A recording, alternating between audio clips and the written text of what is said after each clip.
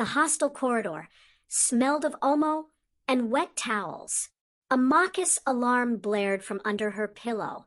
She groaned, slapped the phone silent, and rolled over. Her bunk creaked in protest. The sun was already poking through the torn curtain. Dust danced in arrays like lazy glitter. Amaka yawned, stretched like a cat, and finally peeled herself off the mattress. Her legs brushed a piece of paper under her door. She paused. The paper wasn't like the usual flyers they slipped around campus. Those were thin, printed in faded ink. This was thick, velvet black, with embossed gold lettering that shimmered like treasure. Sparkles Trend House Sparkles. Grand opening, today only. 70% off, strictly for stylish girls. Freedom Mall. 3rd floor. Room 8. Entry by invitation only. She blinked. Freedom Mall Co. 70% discount. That's like free. She flipped it over. A QR code and a faint watermark, a pair of golden scissors over a woman's silhouette. Her eyes sparkled. F, she called, rushing toward the bunk. See this flyer? F, half asleep, peeked out from her blanket. What is it? Amaka waved the card. New boutique opening. They say 70% off for fashion babes. Today only. F hissed. My dear, that one sounds like trouble. 70% in Freedom Mall? Which sane boutique is slashing price like that in this economy? Amaka grinned. Who cares if it's sane? I just need one new piece for Lota's party next week. F sat up. Amaka, I'm serious. You didn't see what happened to Chisholm after she followed that promo last semester? Free wig, she said, but came back crying blood. That was spiritual attack from her village, Amaka said dismissively. This is fashion. F rolled her eyes. This is foolishness in heels. But Amaka wasn't listening. Her mind was already filled with visions of racks of trendy clothes, marble floors, and the perfect TikTok video captioned, "Your fave just dropped 20K to look like 100K. She glanced at the mirror. Oh, we're doing this today. Amaka ignored her lectures. She spent the next 2 hours preparing like she was heading for a fashion show. She steamed her mustard two-piece set, polished her nails with clear gloss, and curled her wig edges into a slick swoop. Her lip gloss, that minty, juicy one that caught sunlight just right. F watched her like a worried mother. Just because you're stylish doesn't mean you should be stupid. Amaka turned, applying eyeliner. I'm not stupid. I'm adventurous. Adventurous girls don't come back from mysterious boutique trips. Amaka. Amaka sighed. You and your bad vibes. Go and ask Jennifer in room 309. Amaka paused. Jennifer? Yes.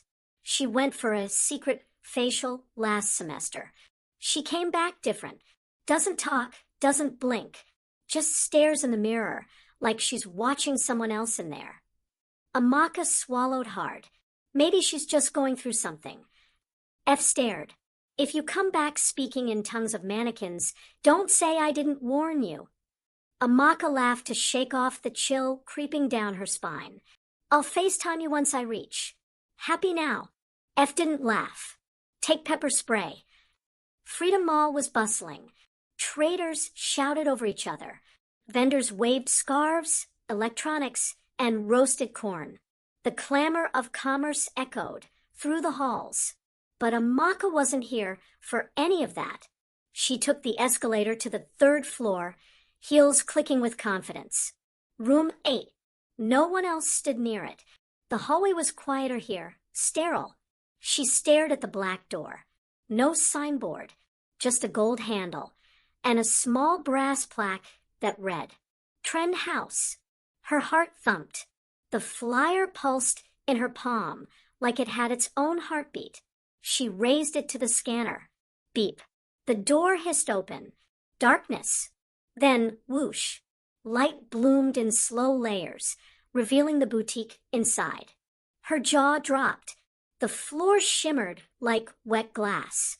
The walls were champagne and velvet. Gold fixtures gleamed under cascading chandeliers. Mannequins stood tall and poised, each in a unique pose, eyes closed like they were asleep. But the mirrors, they were everywhere. Every corner, every edge, tall, warped, spiraling mirrors that reflected 100 versions of her. She stepped in, breath catching in her throat. It was a dream. A perfect, dangerous dream. And then, footsteps. From the shadows emerged a woman.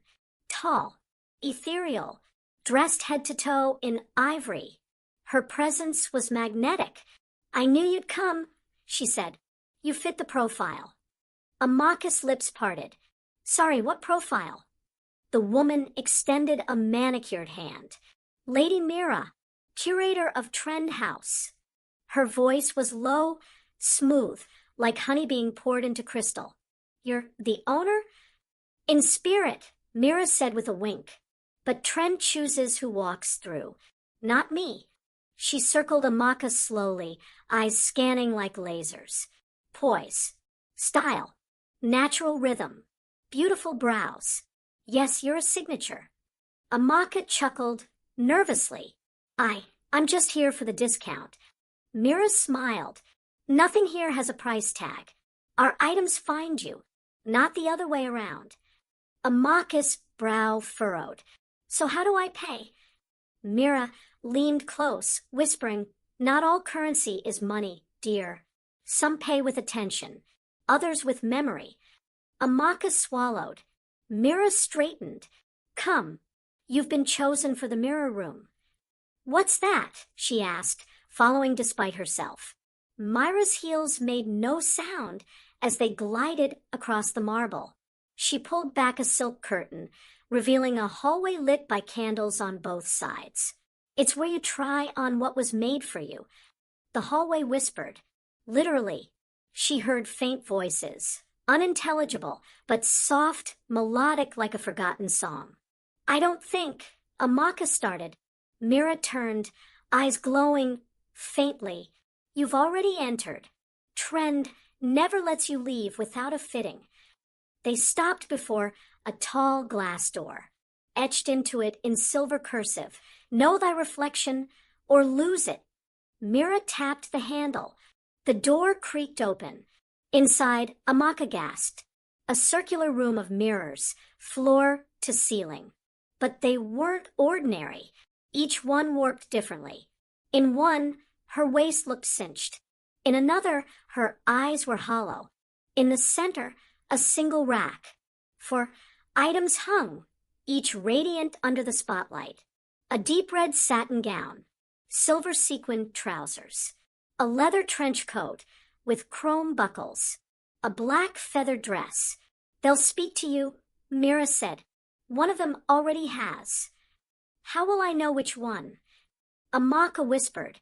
"You'll feel it call you." Amaka stepped forward. Her reflection did not move.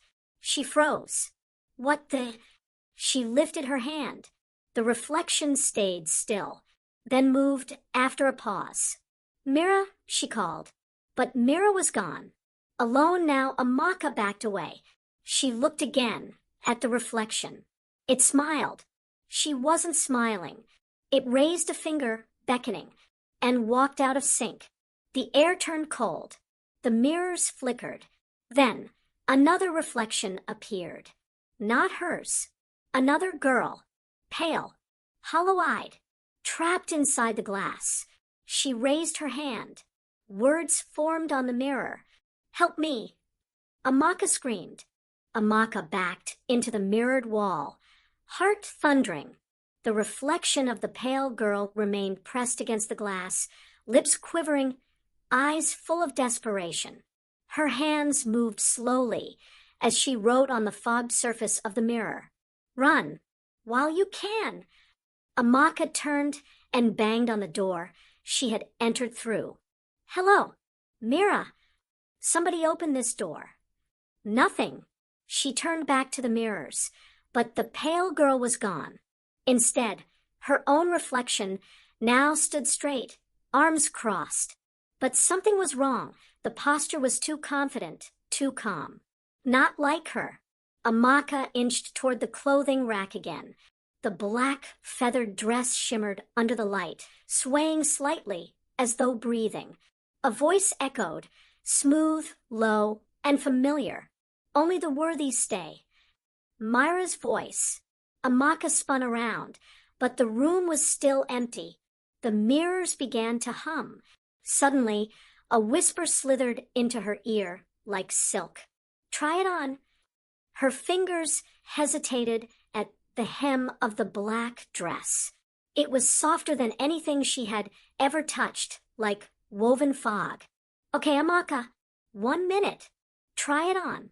Take mirror pick. Leave, she muttered to herself. She stepped behind a curtain in the corner.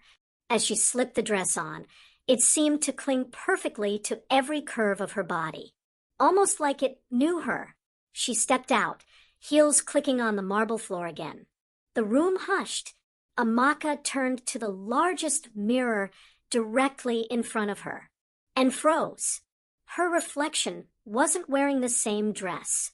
Her reflection wore the red satin gown. Amaka blinked. Her reflection winked. What the hell? The mirrors around her shimmered like water. Suddenly, all reflections in the surrounding panels changed, each one showing a different version of herself. In one, she was laughing. In another, crying. In another, she was bald. In one, she had no eyes. She stumbled back, slamming into a cold figure. It was Mira. You chose wrong, she said quietly. Amaka gasped. What's going on? Myra's smile was a razor-thin line. Reflections are identity. If yours starts to drift, you'll be split. Split. Amaka backed away. It means one of you stays. The other becomes memory. Amaka's blood ran cold. No, she whispered. But in the mirror, her smiling reflection stepped forward and reached out. The lights in the mirror room dimmed. Amaka backed into a corner, trembling. Mira tilted her head. You're lucky. The room hasn't taken you yet. What room? Amaka choked. Why is my reflection different? What is this place? Myra's eyes shimmered. Trend House was built to trap the most promising reflections. What does that even mean? Mira walked to one mirror, touched it lightly. The glass rippled like water. A figure emerged. A girl, dressed in sequins, frozen in a scream. She was standing inside the mirror, pressed against the surface, like a photo frame of terror. This was Ada. The boutique found her delicious. Amaka screamed. She wore the pants. Mira said, her tone almost bored. Her reflection didn't return in time. Return? Mira finally turned to her. You don't try on clothes here. You try on futures. Some are too heavy for the soul. If your spirit can't hold it, your reflection stays behind to carry it. Amaka shook her head. Let me go. I don't want any of this. But the boutique does, Mira said softly. And once Trend opens itself to you, there's only one way out. She touched Amaka's forehead with her finger. Flash. Amaka screamed as memories not her own rushed into her mind. Girls screaming, hands clawing glass, tears evaporating into mirror smoke. She collapsed to the floor. Amaka awoke to a faint dripping sound. She was still in the mirror room, curled in a corner. But the air had shifted. Colder now. Thicker. She looked up and gasped. One of the mirrors was cracked. Behind it, a figure stood. This time, not a reflection. It was a girl.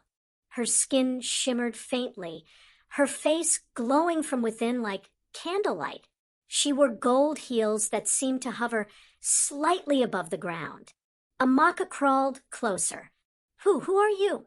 The girl looked up slowly. Her voice was soft but echoed through the room. I was like you. I came for the discount. Tears pricked Amaka's eyes. How long have you been here? The girl didn't answer.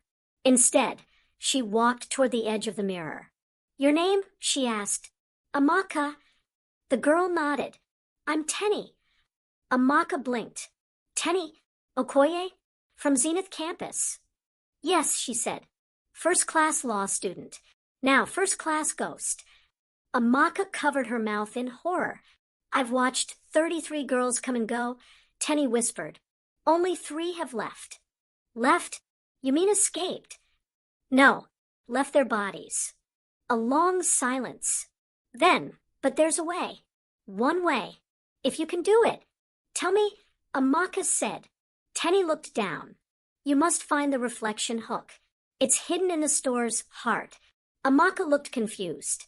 What does it look like? A curved pin. Metallic. Bleeds light. If you pierce your mirror self with it, the spell breaks. Amaka swallowed. And if I miss? Tenny's voice was a whisper. Then your real self becomes the mannequin. The walls of the boutique began to change. Amaka walked cautiously through the mirror room door, heart pounding. The boutique looked different now, darker, distorted. The mannequins no longer stood still. Some leaned forward. Others had mouths open mid-scream. The air was humming. Mira stood at the center of the boutique now, in front of a raised counter made of obsidian glass. A glowing card hovered before her. Ah, you're ready, she said, smiling. Time to sign. Amaka's throat was dry. What am I signing? Mira gestured toward the golden card. Letters appeared, burned into the surface. Terms of essence. I surrender all lingering echoes of self. My reflection, my intention, my projection. In exchange, I receive the garment that completes me. You said there was no payment. There isn't. Just release. Mira handed her a feather pen made of smoke. Just one signature, and you'll never be ordinary again. Amaka hesitated. Then she looked behind Mira at a mannequin. It had her exact earrings, her exact lip gloss shade. Her wrist still had the brown beaded bracelet her grandmother gave her. Wait, she whispered. That's me. Myra's smile faltered. Amaka's breath caught. That's what happens if I sign, isn't it? The boutique lights flickered. I become decor. Myra's eyes darkened. You don't become decor. You become legacy. Amaka threw the pen on the floor. I'd rather be boring and alive. Suddenly, everything turned black. Amaka stood frozen in the dark. Around her, mirrors pulsed like beating hearts. A soft flickering sound echoed. Then a spotlight clicked on above Mira, illuminating her in that same pristine white suit, now soaked at the hem with red. Mira, Amaka whispered, "Who are you really?" The smile dropped from Myra's face. I was once like you, just a girl who wanted more. Her voice became distant, almost trance-like. I was a receptionist, tired, invisible. One day, I walked into a boutique just like this one, but older. Cracked tiles, dusty mannequins. I tried on a pair of gold heels. Amaka listened, still slowly backing away. They didn't just fit. They bit, sank into my soul, gave me everything I wanted, power, ageless beauty, influence. But it cost me something. What? My reflection, Mira said, eyes glowing faintly. She runs the store now. I am only her voice. The chandeliers overhead dimmed. I can't leave, and neither can you.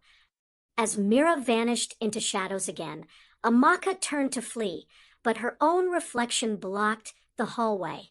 This time, it looked stronger. Lips curled, eyes blazing, and it moved first. What do you want from me? Amaka screamed. The reflection stepped forward. You gave me form. It hissed. Now I want life. Then the mirrors all around began to vibrate. One by one, they flickered on, showing different girls Amaka had never met, each with identical expressions of horror, each trapped. Suddenly, Tenny's voice echoed faintly in Amaka's head.